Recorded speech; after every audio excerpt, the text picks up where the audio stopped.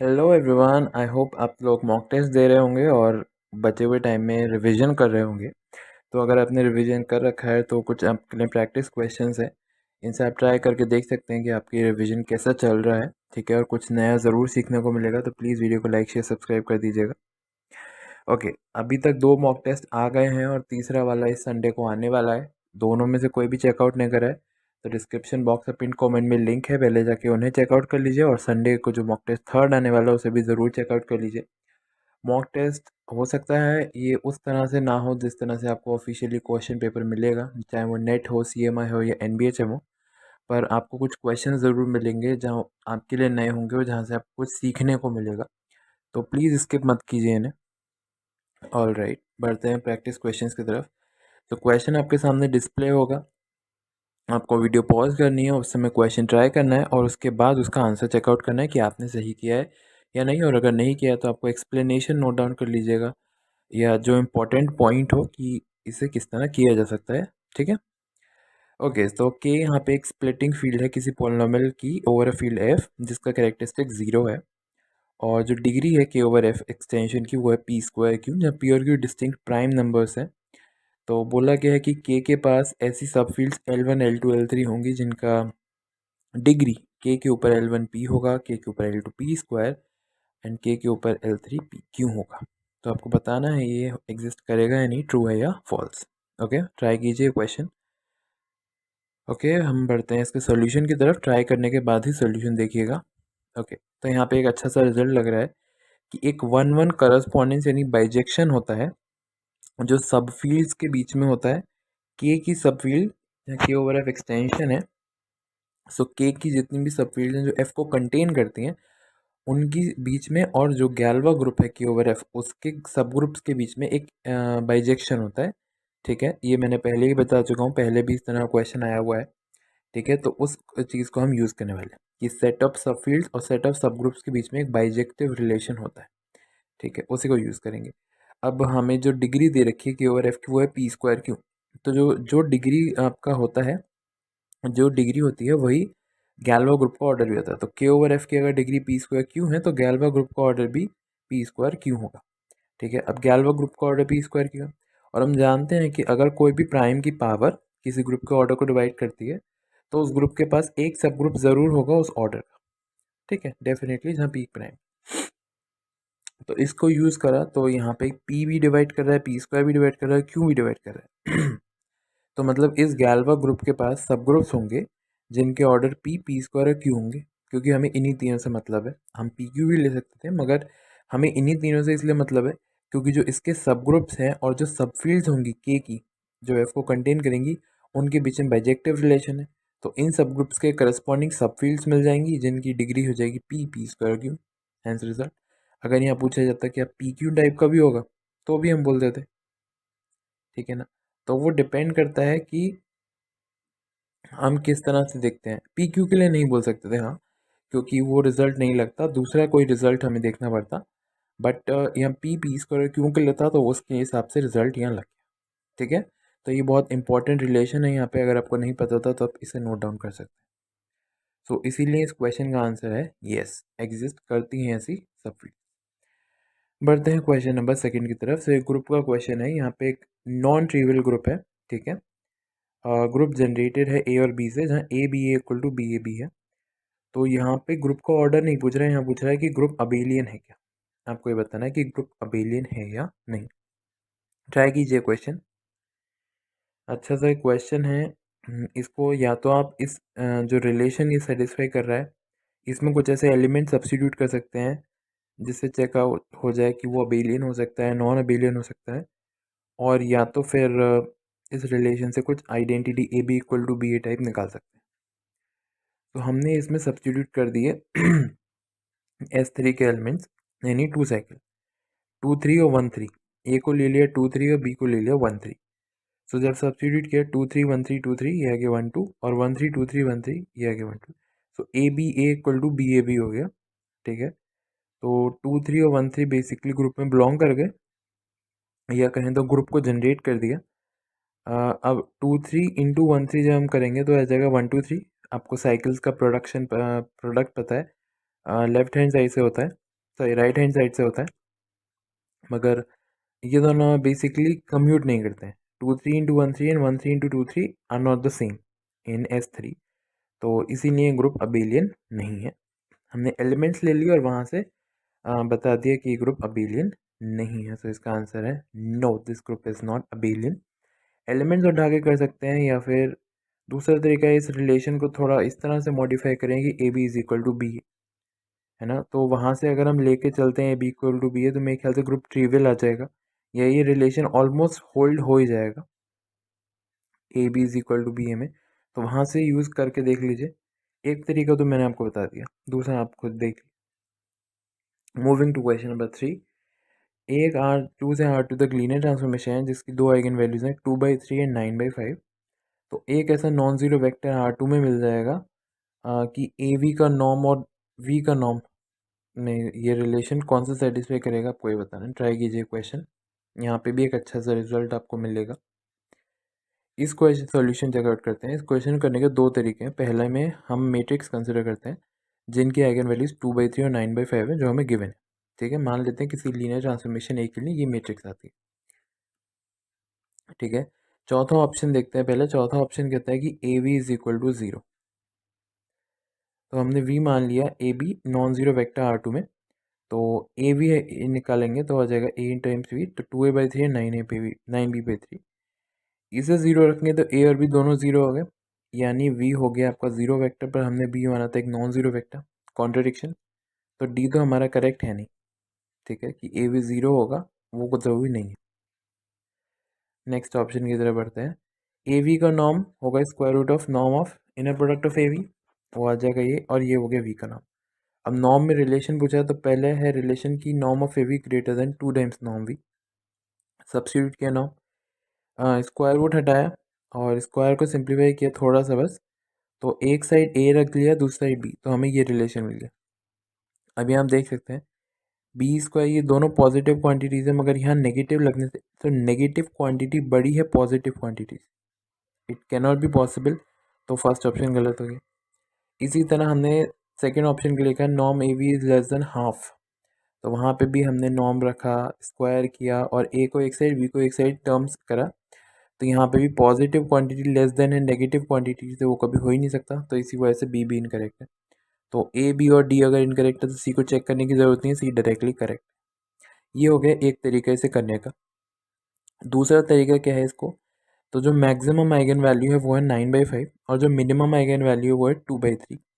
तो जो A V by नॉम वी की जो वैल्यूज़ होंगी वो आपकी इसी रेंज में लाई करेंगी, like close interval minimum eigen value and maximum eigen value.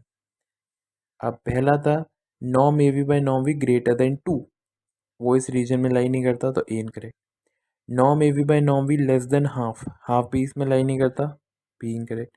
Nom A V by नॉम वी 1 इसमें लाई करता है, करेक्ट हो गया। और चौथा नॉम ए वी बाई नॉम वी 0 इसमें लाई नहीं करता है, incorrect। तो एक ये डायरेक्ट तरीका है। ठीक है, इस तरह क्वेश्चन रिपीट भी हो चुका है। एक तो डायरेक्ट तरीका है अगर आपको नॉम ए वी बाई नॉम वी देखना है किस तरह का होगा, और नहीं तो अगर आपको ये समझ में नहीं आता तो आप डायरेक्टली नॉर्म की डेफिनेशन लगा के कर लीजिए, वो भी मुश्किल डेफिनेशन नहीं। ओके, मूविंग ओके, सो इसका करेक्ट आंसर हो गया option number 3। Moving to question number 4।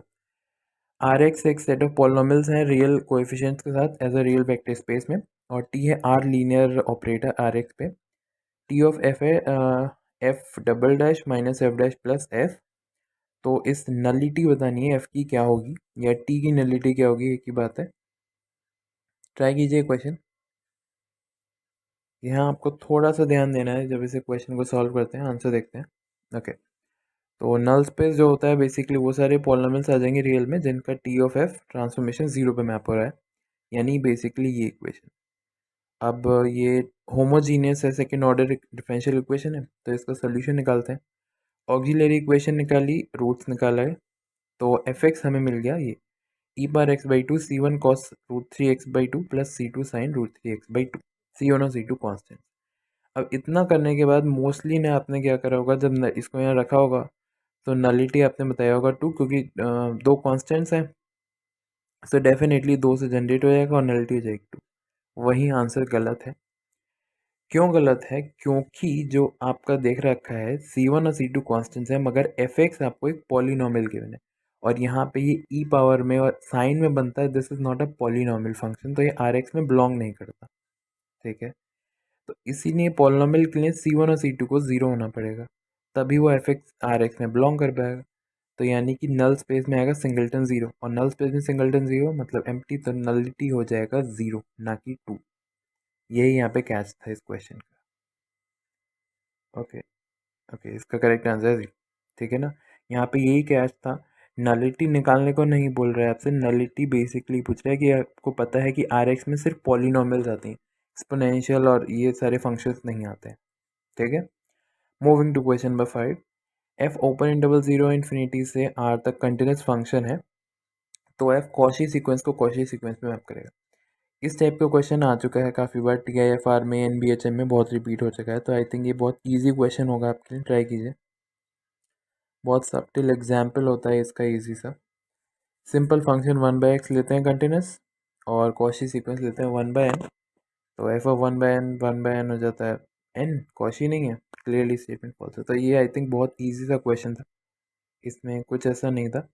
इस तरह का question I guess last to last year NBHM में पूछा गया था, जहाँ 3 पार्ट्स थे इसके, तो वहाँ इंटरवल्स जो है चेंज कर दिए गए थे, वो भी क्वेश्चन अच्छा था।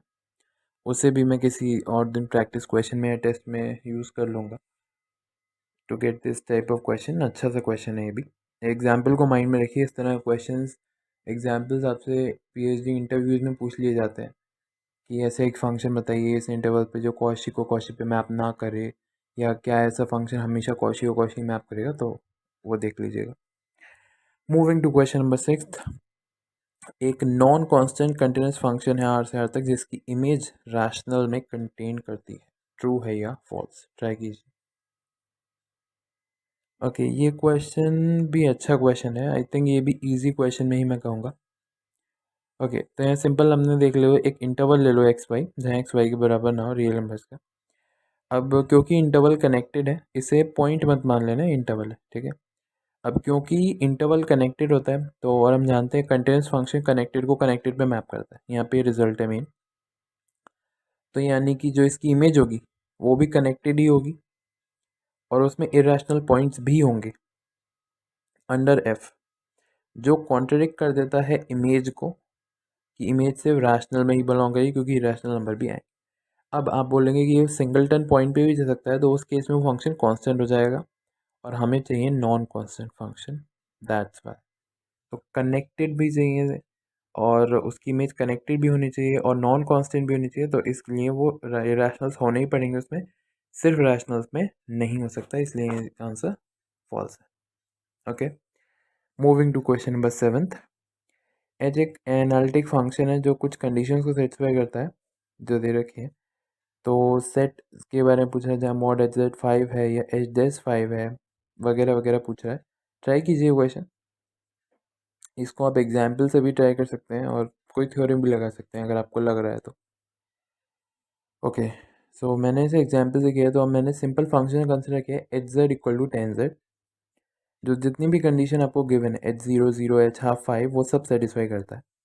ठीक है, अब पहला ऑप्शन के लिए मॉड Hz = 5 लिया, तो मॉडुलस के डेफिनेशन लगाया, तो x² + y² आ गया 1/√2, तो यानी ये जो सेट हो गया बाउंडेड हो गया, तो ऑप्शन ए तो गलत हो गया, क्योंकि ऑप्शन ए कहता है अनबाउंडेड। सेकेंड ऑप्शन H-z आ गया 10, वो 5 ही नहीं है, तो ये सेट एम्प्टी हो गया, ऑप्शन बी भी गलत।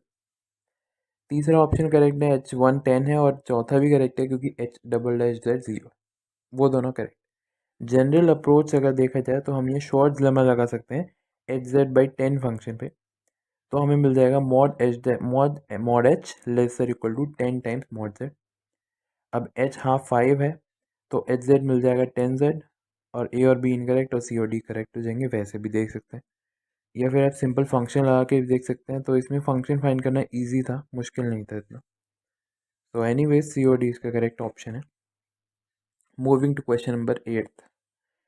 एफ सी टू सी एक फंक्शन है, इनमें से कौन से स्टेटमेंट हमेशा ट्रू होंगे, ये बताना है आपको। ट्राई कीजिए क्वेश्चन, यहाँ पे एग्जाम्पल से भी बात बन जाएगी, और दो ऑप्शन तो मेरे को बहुत ईजी दिख रहे हैं, उनमें तो कुछ करना ही नहीं। तो पहले के लिए मैंने ले लिया फंक्शन z बार, तो जिसके लिए f1 और f2 हो गए x और -y, ठीक है। और जब इनका डेरिवेटिव करेंगे तो वो एग्जिस्ट भी करता है और कंटिन्यूस भी है बिना किसी डाउट के। बट फंक्शन इंटायर नहीं है क्योंकि वो सी आर इक्वेशन सेटिस्फाई नहीं कर रहा, तो ऑप्शन ए तो गलत है। बाकी दोनों ऑप्शन ट्रू हैं, आप जानते हैं क्यों? क्योंकि यहाँ सिंपल है, पता है कि फंक्शन एंटायर है और बाउंडेड, तो वो कांस्टेंट होना पड़ेगा, ठीक है। क्योंकि वो मैक्सिमम एक ही वैल्यू छोड़ सकता है, ओमिट कर सकता है, मगर यहाँ वो एक से ज़्यादा वैल्यू ओमिट करता है तो it can not work. Similarly तीसरे में फंक्शन एंटायर है मगर इमेजिनरी पार्ट 0 से बड़ा है, बहुत सारे पॉइंट्स वो छोड़ दिए उसने, अगेन कांस्टेंट होना पड़ेगा, ठीक है ना। तो इसी वजह से लास्ट के सेकेंड लास्ट दो ऑप्शंस करेक्ट हो जाएंगे, फर्स्ट इनकरेक्ट हो जाएगा। Moving to question number 9th। Okay, R2 usual topology में है, तो हमें n क्रॉस n का कॉम्प्लीमेंट बताना है। वो दिया हुआ है कि वो कनेक्टेड भी है और ओपन भी है, ट्रू है या फॉल्स। ट्राई कीजिए क्वेश्चन, इमेजिन कीजिए n cross n set R2 में दिखेगा किस तरह और उसका कॉम्प्लीमेंट क्या होगा, तो वहीं से आपको आंसर मिल जाएगा। यहाँ पे एक अच्छा सा रिजल्ट लग रहा है कि अगर कोई सेट काउंटेबल होता है R2 में, तो उसको R2 में से हटाने के बाद जो रीजन बचता है, नहीं उसका कॉम्प्लीमेंट जो R2 में वो कनेक्टेड होता है। तो अब क्योंकि n क्रॉस n काउंटेबल है, पहली बात तो क्लोज है, और क्लोज है तो कॉम्प्लीमेंट ओपन हो गया, और दूसरा काउंटेबल है तो इस रिजल्ट से वो सीधा सीधा R2 में से हटाने के बाद कनेक्टेड हो गया। So anyways it's open and connected both, तो इसी वजह से इसका आंसर है ट्रू। तो ये कुछ ईजी से रिजल्ट है जहाँ क्वेश्चन आपको मिल जाता है, इन रिजल्ट्स को नोट डाउन कर लीजिएगा। Moving to the final question, question 10। एक नेसेसरी और सफिशिएंट कंडीशन क्या होगी इस बाउंड्री प्रॉब्लम की सोल्यूशन होने की, ये आपको बताना है। जहाँ ओमेगा बाउंड्री डोमेन है जिसकी बाउंड्री है डेल ओमेगा, और del you by del n outer normal derivative function u का, ठीक है।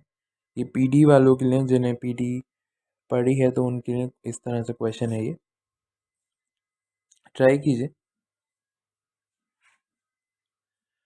ओके, तो यहाँ पे सिंपल सा रिजल्ट है ग्रीन्स थ्योरम का।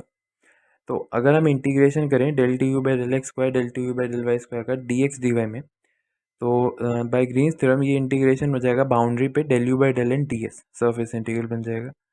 And del you by del n, हाँ, अब ये वाली चीज़ जो है आपकी, ये है function F X Y T X T Y, और del you by del N आपको ज़ीरो दे रखा है बाउंड्री पे, see it is zero on del omega boundary पे। तो यहीं से आपको कंडीशन मिल जाती है कि integration of f x d x d y is zero. यही कंडीशन है जो इम्पोर्टेंट कंडीशन है इसको सोल्यूशन कंटेन करने की, कि एफ एक्स वाई का जो इंटीग्रेशन है ओमेगा पे, यानी पूरे बाउंड्री डोमेन पे, वो ज़ीरो होना पड़ेगा इस कंडीशन के लिए, ठीक है। ये ज़रूरी है इसको लाप्लास इक्वेशन को सोल्यूशन सेटिस्फाई करने के लिए, जो भी ये नॉन होमोजेनियस पार्ट है एफ एक्स है उसका integration on the boundary domain should be zero. Alright, तो ये कुछ प्रैक्टिस क्वेश्चंस थे, आई होप आपसे इनको कुछ मिला होगा ज़रूर। आपको नहीं मिला तो भी कोई दिक्कत नहीं है, कल भी आएगी एक प्रैक्टिस क्वेश्चन, नहीं कल नहीं, सैटरडे को आएगी एक प्रैक्टिस क्वेश्चन की वीडियो, उसे भी चेकआउट करना मत भूलिएगा। और संडे को होगा टेस्ट, वही दोपहर को जो होता है। सॉल्यूशंस मंडे ट्यूसडे में आएंगे। कोई सी भी चीज़ नहीं देखी है तो चैनल पर अवेलेबल जाके तुरंत देख लीजिए। Till then like share subscribe, thank you.